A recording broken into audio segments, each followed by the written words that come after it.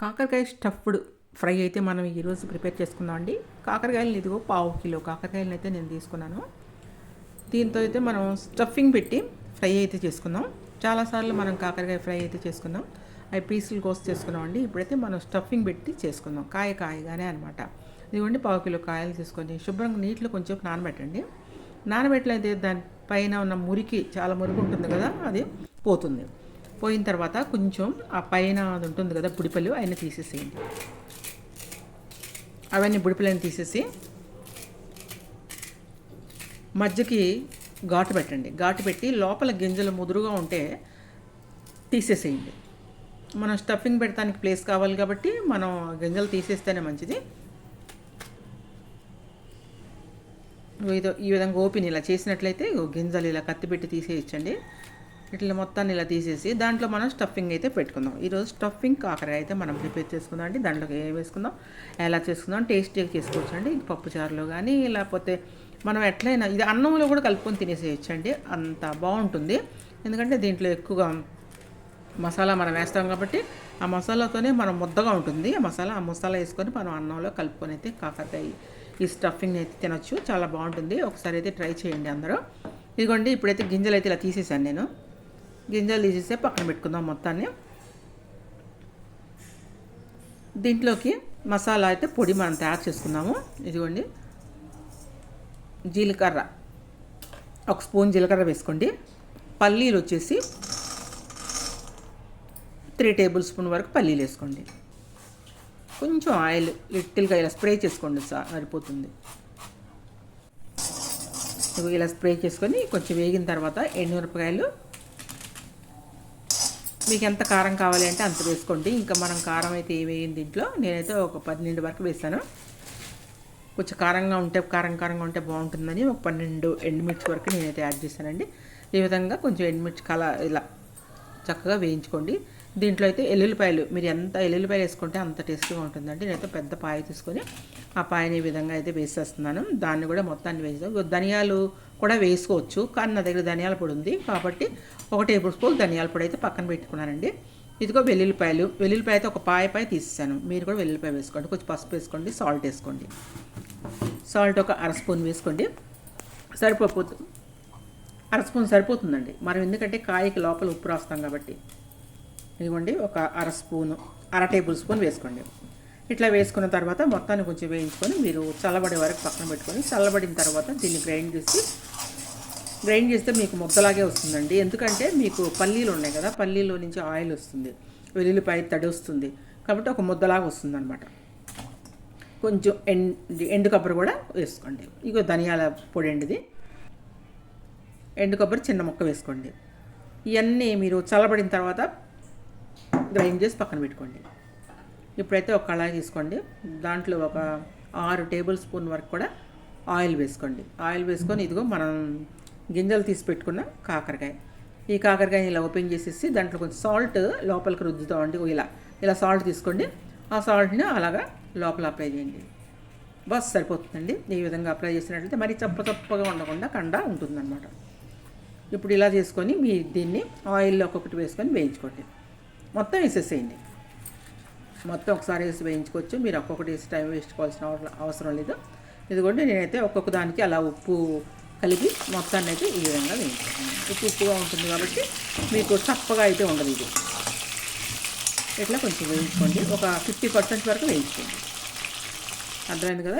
అంటే మరీ వేయించాల్సిన అవసరం లేదు. ఒక 50% వరకు వేస్తే మళ్ళీ 50% తర్వాత మనం మసాలా పెట్టుకున్నాక వేయించింది అనమాట. 100% సరిపోతుంది. ఇదిగోండి ఈ విధంగా వేయించుకొని మనం పక్కనైతే పెట్టుకుందాం. ఇదిగోండి ఇప్పుడు దీంట్లోకి మీద మన స్టఫింగ్ అయితే పెట్టుకుందామండి. అదిగో చూసారు కదా, చల్లబడిపోయినాయి కూడా. నేను కొంచెం అలా పక్కన పెట్టి ఉంచాను. అదిగోండి మనం పెట్టుకున్న మసాలా ముద్దలాగా ఉంది చూసారా, అది మీకు పొడిగా అయితే లేదు. ఆ ముద్దను తీసుకొచ్చి చక్కగా దాంట్లో స్టఫ్ చేసుకోండి ఫుల్గా. అంతేనండి స్టఫింగ్ కాకరకాయ. దీన్ని మీరు పప్పుచారులో ఒకసారి నంచుకొని చూడండి, సూపర్గా ఉంటుంది. నేనైతే అన్నంలో వేసుకొని ఆ ముక్క తినేస్తాను, చాలా బాగుంటుందండి. సూపర్ టేస్ట్గా అయితే ఉంటుంది. ఒకసారి అయితే మీరు అందరు ట్రై చేయండి. ఎవరైనా నా ఛానల్ కొత్తగా చూస్తున్నట్లయితే మాత్రం సబ్స్క్రైబ్ చేసుకొని నా వీడియో మీకు నచ్చినట్లయితే లైక్ చేయండి. పక్కన ఉన్న బెల్ ఐకాన్ మీద మీరు క్లిక్ చేసినట్టయితే ప్రతి ఒక్క వీడియో కూడా మీకు అప్డేట్గా అయితే వస్తుందండి. ముందు మీరే చూడొచ్చు. తప్పకుండా అయితే బెల్ ఐకాన్ మీదే క్లిక్ చేయండి. ఇదిగోండి, ఇట్లా మొత్తాన్ని ఫుల్గా పెట్టేసుకుని అలా నొక్కేసేస్తే అంతేనండి. అది ఇంకా బయటకు వచ్చే అవకాశం కూడా లేదు, ఎందుకంటే మనది తడితడిగా ఉంటుంది లోపలది స్టఫింగ్ కాబట్టి మీకు చక్కగా లోపల ముద్దలాగా అంటుకుపోయి ఉంటుంది. స్టఫింగ్ కాకరకాయ ఇలా చేసుకొని మీరు పెట్టుకున్నారంటే మీకు ఒక వారం రోజుల వరకు కూడా చక్కగా బాక్స్లో పెట్టుకోండి. వారం రోజుల వరకు కూడా మీరు పప్పుచారు కానీ ఏదైనా వేసుకొని చక్కగా అయితే మీరు తినవచ్చు. మామూలుగా కూడా తినవచ్చు. అసలు చెప్పాలంటే ఉట్టిది కూడా తినవచ్చండి. అంతేనండి. మనం ఒక 1/2 కిలో కాకరకాయలు తీసుకున్నాము. మీకు ఇంకా ఎక్కువ కావాలంటే మీరు చేసుకోవచ్చు. ఇప్పుడైతే స్టఫింగ్ మొత్తం ఇలా పెట్టేసేసుకొని మనమైతే వేయించుకోవడానికి రెడీ అయిపోయిందండి. ఇంకా మనం వేయించుకొని చక్కగా కాకరకాయని టేస్ట్ చూద్దాం. కాకరకాయ వచ్చి షుగర్ పేషెంట్స్కి చాలా మంచిదండి కాకరకాయ. కాబట్టి కాకరకాయని షుగర్ పేషెంట్స్ కానీ మామూలు కానీ ఎవరైనా సరిగా తీసుకోవచ్చు. కాకరకాయ ఆరోగ్యానికి చాలా మంచిది కాబట్టి ఈ విధంగా కాకరకాయని అనేక రకాలంగా చేసుకోవచ్చు. నేను ఎన్నో రకాల కాకరకాయలు మీకు నేను చేసి చూపించాను. మన ఛానల్ మీరు వెళ్ళి చూస్తే, లోపలికి వెళ్ళి చూస్తే మీకు తెలుస్తుంది అనమాట. ఇదిగోండి, ఇప్పుడైతే మనం ఒక్కొక్కటి ఇలా వేసేసుకొని మొత్తం అయితే ఇలా వేయించేసుకొని కాకరకాయని రెడీ చేసుకుంటామండి.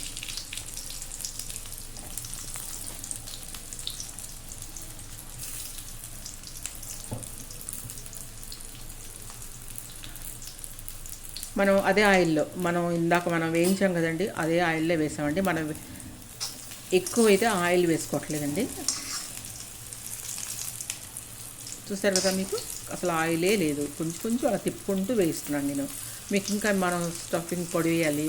పొడి ఇంకొంచెం మిగిలి ఉంటుంది కదండి, దాన్ని కూడా దీని మీద చల్లుకున్నట్లయితే ఇంకా ఆయిల్ కూడా ఉండదు మీకు. తక్కువ ఆయిల్తో కూడా మనం ప్రిపేర్ చేసుకున్నామండి. మీరు కూడా ఆ విధంగా ఆయిల్ ఎక్కువ తినకూడదు అనుకున్న వాళ్ళు ఎవరైనా ఉంటే మాత్రం, డైటింగ్ చేసేవాళ్ళు ఎవరైనా ఉంటే మాత్రం ఈ విధంగా చేసుకోండి. ఇంకా మిగిలి ఉన్న పడి కొంచెం పైన జల్లేసేసేయండి. అది కలుపుకొని అన్నంలో తింటాక చాలా బాగుంటుంది. కారపొడిలాగా అనమాట. అంతేనండి, అలా వేసేసుకోండి. దాన్ని వేస్ట్ చేయకుండా ఆ విధంగా వేసేసుకోండి. మీకు అన్నంలో కలుపుకొని తింటాక చాలా బాగుంటుంది. ఇది ఎట్లాగైతే వేయించండి. కొంచెం పొడి కూడా వేగితే బాగుంటుంది. ఈజీగా తక్కువ టైంలో మీరు చక్కగా కాకరకాయని వెరైటీగా చేసుకొని ఈ విధంగా అయితే తినండి. మీరు ట్రై చేస్తారని నేను అనుకుంటున్నాను. మీకు నచ్చిందా?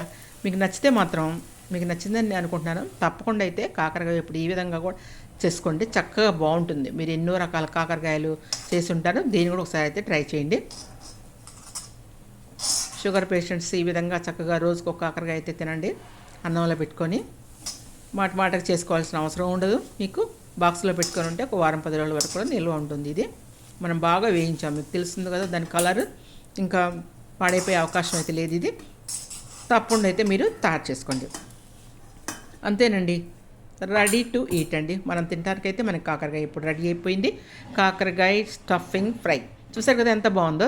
సూపర్గా ఉంటుందండి. తింటే కూడా అంతే టేస్ట్ ఉంటుంది. ఇంకా ఆలస్యం చేయకుండా మీరు కూడా అయితే కాకరకాయని ఈ టైప్లో ఈ విధంగా అయితే మీరు తయారు చేసుకోండి. థ్యాంక్ యూ అండి. Thank you watching my video. Bye bye. రేపు ఒక మంచి వీడియోతో అయితే మీ ముందుకు వస్తాను.